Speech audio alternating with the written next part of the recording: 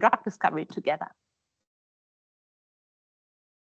Okay, so far I've kind of given you the background, the big picture of what we do at OpenFE Energy. Now let's dive into what you can do with it today. So if after this conference you go back to your work, let's say you have a protein of interest and a couple ligands in the binding pocket, you can run free energy calculations using our command line interface with these 3 commands: planning, running, and analyzing the calculations to go from your inputs to a table of calculated binding affinities. And now, if we zoom into this actual process behind those commands, you can see that we design OpenFE to be a decentralized ecosystem of interchangeable or swappable components. For example, in our standard RBFE protocol, we need an atom mapper to map ligands on top of each other. There we have LOMAP and cartograph available that you can pick and choose. We have different protocols. So for our standard RBFE, an equilibrium and a non-equilibrium sampling.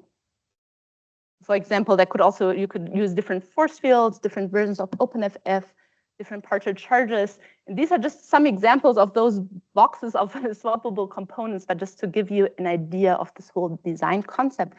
And Alyssa has a poster about more details on our ecosystem. And so we are really working on creating this alchemical toolbox. And today I'm really excited to share with you some of the new tools that we have available. And I will start off with these 3 tools. So we have a standard RBFE protocol that we've been having for a while. And now very new, we have a separated topologies protocol and an ABFE protocol available.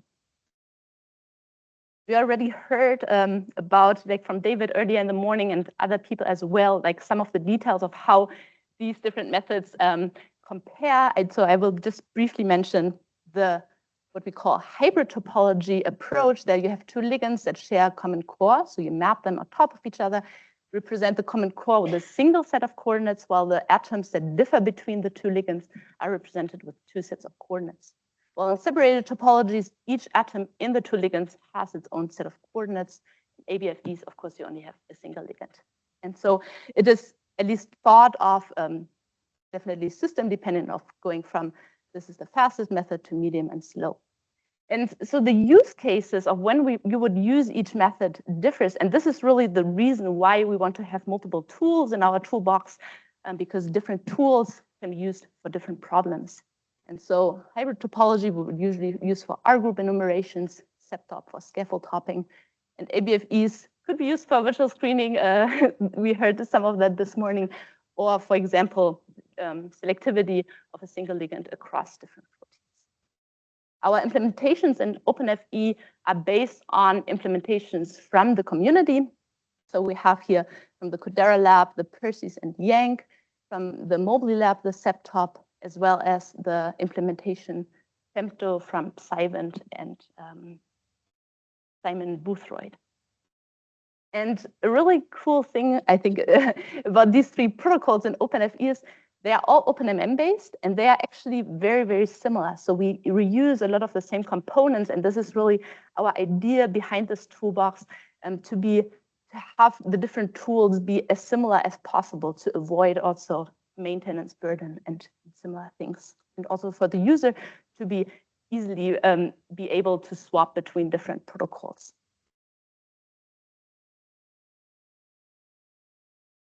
Okay, so we are currently still working on benchmarking these protocols. So this is very, very recent results just from calculations actually still running for more systems. But we already just wanted to show you this today. Here in this plot, I'm showing you the RMSE of our calculated delta G of our different methods. So the standard one, SEPTOP and ABFE, in this case for systems T4 lysozyme, TIC2, JNK1, and P38. First of all, you can see that here we have missing results for ABFEs. You can see a little bit of that on the next slide. The reason is, first of all, we're still running repeats, and also something weird is going on there, as you will see in the next slide. But overall, we can see that the RMSE for these different protocols is actually quite similar. CEPTOP and ABFE use more sampling, so potentially this is why here in JNK1, CEPTOP is doing better than just standard RBFE. But overall, we are happy with these very early results. And we have, so this is not yet included in our main OpenFE, but we have an experimental release up on Conda4 now, which you can check out. We have example notebooks for you to start playing with these protocols. Just to look at some of the details just for these two sets, you can see here calculated versus experimental delta G values for the three methods. For TIC2, correlations looks quite similar. However, error bars, which here is the standard deviation across 3 repeats, get larger with the methods. For P38, the standard RBFE approach and CEPTOP look very similar. And here now you can see this, something weird is still going on with our ABFE protocol. We don't know yet if it's a bug, this systematic shift, or if this is normal for this system. So we're running more calculations and we'll hopefully have figured that out soon, and we'll let you know. In addition to these 2 new protocols, we have other exciting things going on, and I won't have time to go into those in details today during this talk, but we have posters on those, and so I encourage you to check those out. Ivan has been doing some great work on a single amino acid protein mutation protocol using his non-academic cycling method that he's been working on. Josh has a poster on his bespoke fit work from OpenFF and how that's now, you can use that in OpenFE. Then David Dodson has a protocol on, has a poster on non-equilibrium cycling and his implementation unfolding at home, where he can now run thousands of free energy calculations at the same time. And James has a poster on an absolute salvation free energy protocol where in collaboration with OpenFF, this can be used with like lots of different solvents to do like force field validation work.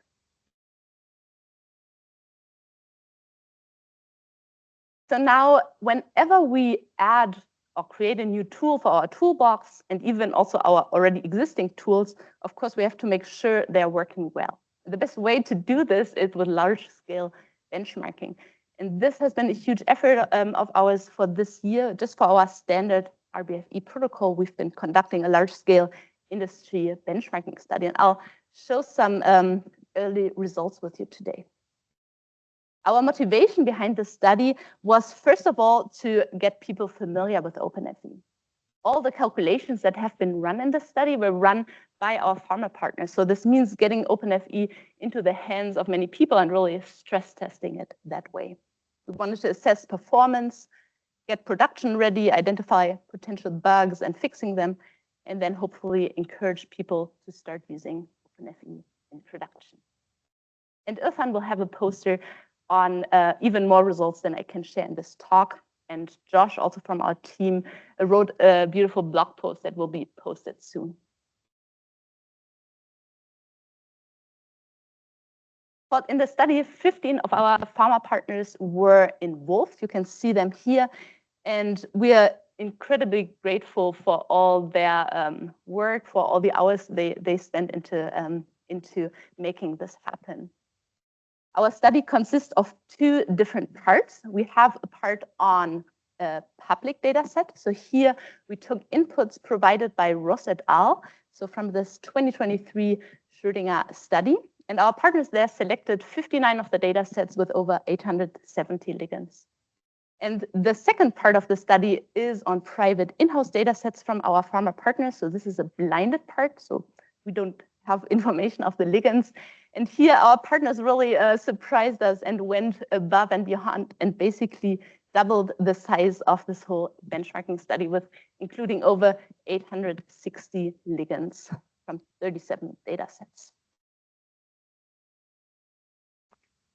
So what did we do? Here we have like some of the most important settings.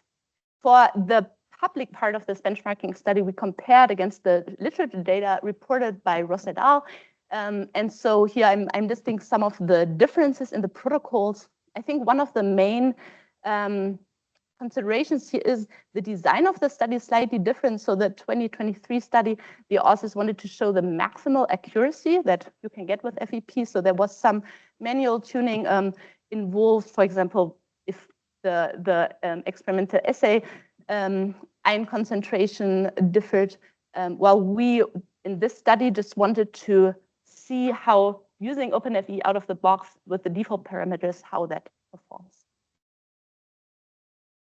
Okay, so let's jump right in. These are results from the public part of the benchmarking set.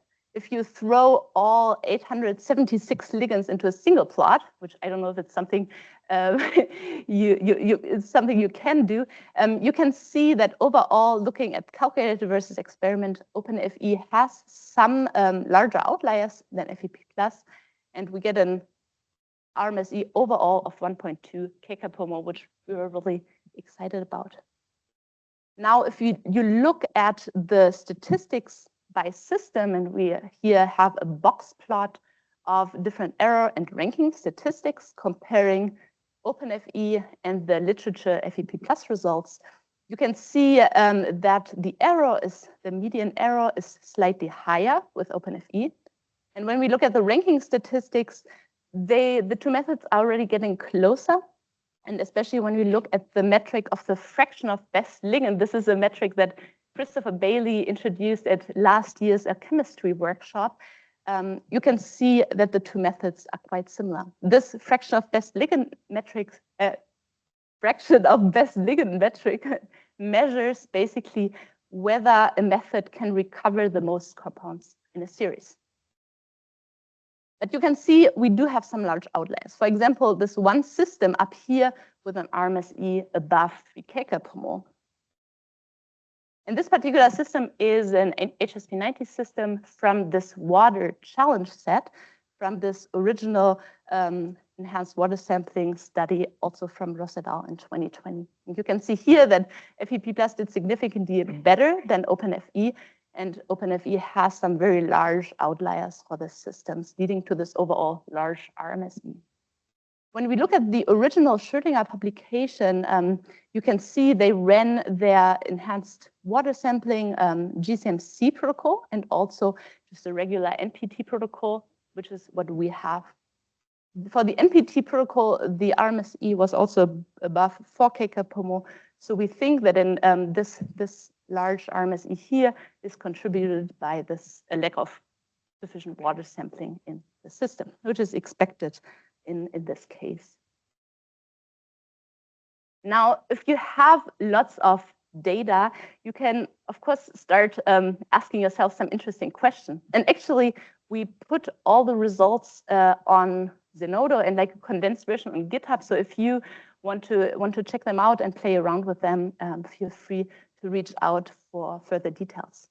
And one of the questions we asked ourselves is, if we have a ligand network, and in this case, we use low-map networks, so we have some redundancy in there, what if we removed unconverged edges?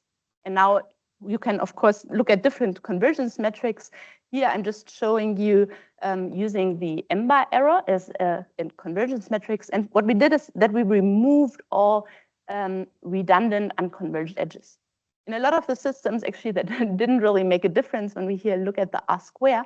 However, there's this one system, P38, where the R-square significantly improved after removal of 3 edges. And that you can see here, this is the plot of calculated versus experiment before the removal of the edges, while this is after removal, where we got rid of this, especially one large outlier. And so this seems to be helpful in some cases, and we're thinking of incorporating that to be able to use per default, or if users are interested after running the simulation. Another question that of course then comes up is, okay, now we looked into what do we do with unconverged edges, but would we already, before even running the calculation, be able to tell which edges are likely to converge poorly? And so we looked at different scores, different edge scores, to see if they correlate with edge difficulty. Again, here we just use the EMBA error in this plot to describe the difficulty of an edge, but of course there are other correlation statistics you can look into. And what I'm showing here is all edges compared to the converged and the unconverged edges for different edge metrics. And if for right now we just focus on this metric, which is the LOMAP score, this is the score that we use to actually create our ligand network, you can see that there is a difference in the distribution of the LOMAP score of the unconverged and the converged edges. And so this means that it somehow is able to pick up something about whether an edge is difficult or not. And now we can even use this information to hopefully create better scores for the future. One of the goals of the study was also to identify bugs. And this is what, what we indeed did. One of our partners ran the system and they reported that 2 of the edges, they kept failing and failing. They kept submitting them and eventually they did run, but the results looked terrible. So this is the plot that we obtained with this one gigantic outlier. And when we looked at the atom mapping for the ligand pairs involved in these problematic edges, we saw something like this. We have this trifluoromethyl group, and this methyl was being mapped on top of the this terminal methyl carbon from this ethyl group. And this mapping introduces bond breaks, which our method cannot handle. And so this was a bug in our atom mapper.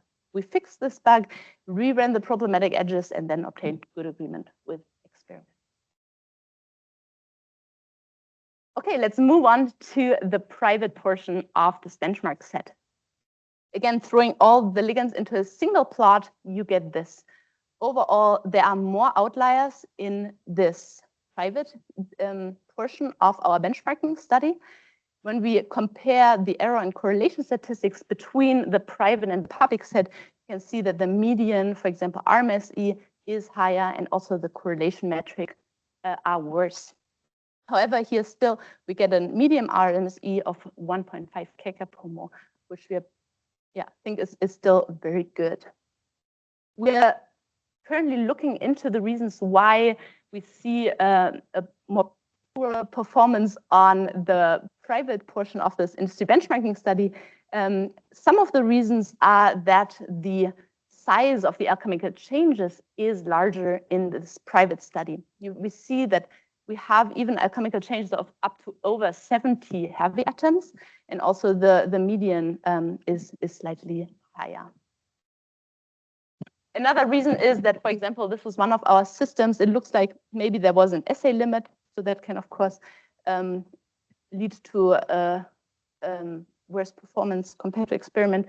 And also partners reported that they used stereoisomers where they didn't know which isomer was actually the one measured in the assay.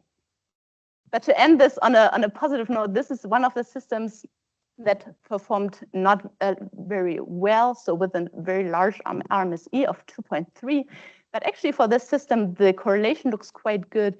And these 2 large outliers, which are the most potent compound in this series, OpenFE is able to recover them. So today, what I showed you is that we added some new tools into our Alchemist toolbox. And I'm inviting you to check those out and try them out. I showed you results from a large-scale industry benchmarking study that we conducted this year. And we were really excited to see how OpenFE, just after 3 years, is able to, first of all, be run by this many people successfully and giving reasonable results.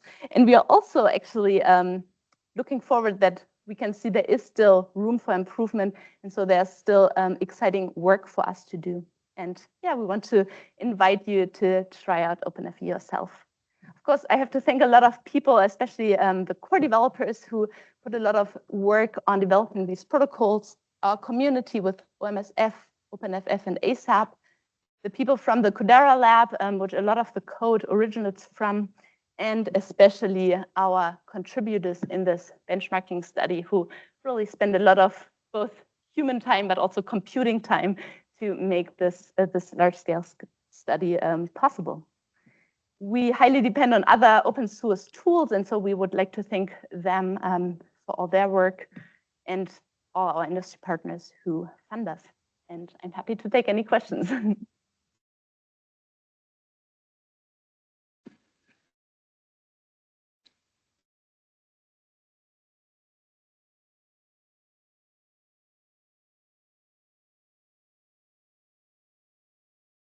You can shout.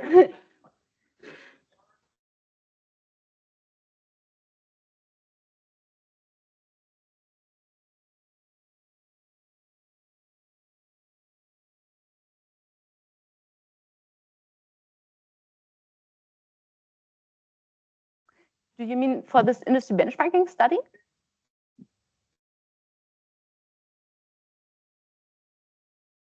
Yes.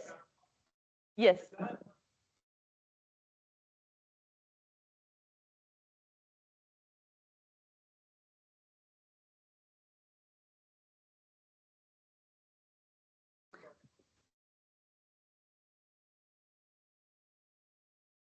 Yes, this is computed on the delta G's, right, from not the perturbations. We also looked.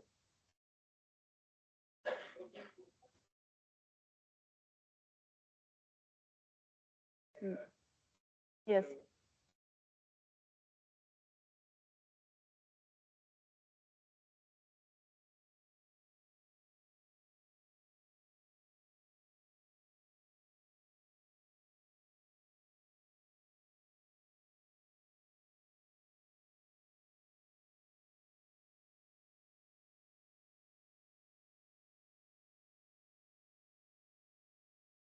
Yes. Mm-hmm. Yeah, that's a good point. Yes. For this benchmarking study, like I'm just showing a small subset of the analysis we did. We also compared the actual delta G values for all the edges that were the same between OpenFE and FEP+. So that's, I guess, then the very fair like edge-to-edge comparison. And so you can look forward to that in our manuscript.